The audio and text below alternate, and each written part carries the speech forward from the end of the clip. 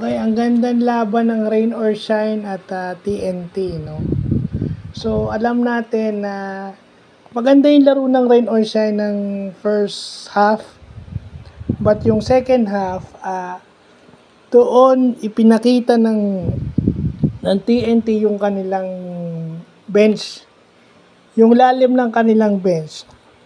Actually, Rain or Shine is known to use all players.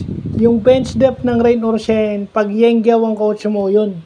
Kilala siya sa bench depth.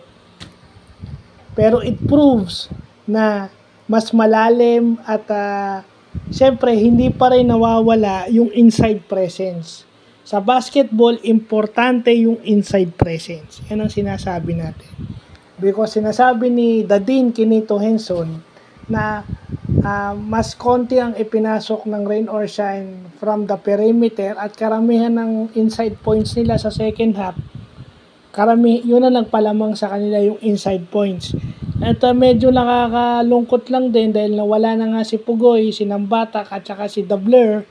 Pero eto si Calvin, nawala pa, hindi natin alam. Sana makalaro itong si Kelly Williams at ito si Calvin Oftana, hindi natin alam kung makakalaro to next game kasi napilayan din, natapilok. Pero yun na nga di ba? Dahil naghahabol ng Grand Slam, gustong manalo, so step up. No, nag-step up lang yung bench ng Rain or ng TNT. Tropang 5G, no? Tatlong malaki. Ang tatlong malaki nila, injured si Kelly, so si Galinato, si Eram.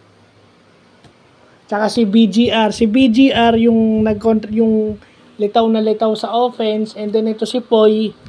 Alam naman natin na talagang defensive player to. Yung tatlong malaki, si Galinato, si BGR, si Brandon Ganuelas Roser, at saka si Galinato, yun. Hindi na match ng Rain or Shine yung kasi papasok mo si Dato, may panapat yun Panapat nun, Galinato. Galinato or BGR. Si BGR skilled big man. Stretch big nga yung BGR si Brandon Ganuelas Roser. So, yun, gumanda talaga yung laro ng TNT. Without Pugoy, without Nambatak. At saka yun. Kung ano yung gain ng TNT, kawalan ng Converge. Nakikita na ngayon kung bakit kinuha ng TNT si Jordan Heading. Kinuha yung Heading para pamalit kay Nambatak at saka kay Castro.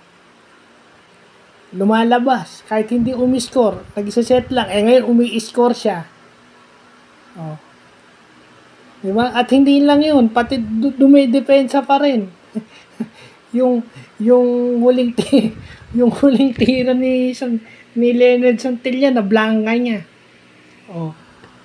So, TNT's gain is a Converge loss para sa akin. Magsaside lang ako ng personal opinion. So, sorry sa mga Converge fans.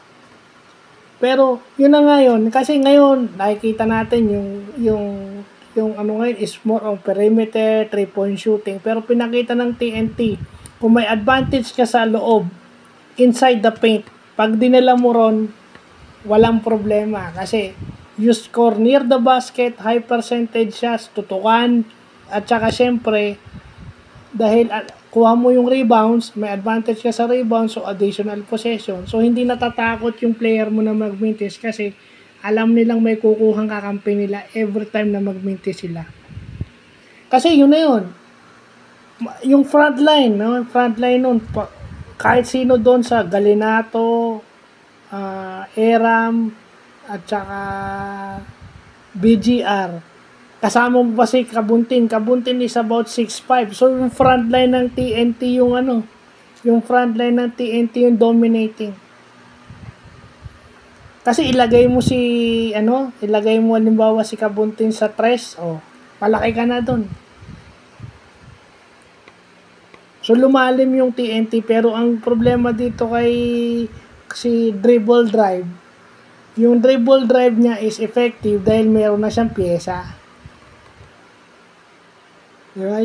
Tsaka hindi Rain or Shine is limited limited to about 80 points or 90 points. So, yung interior defense din ng TNT, evident o nakikita sa laro na to. So, yun lang po.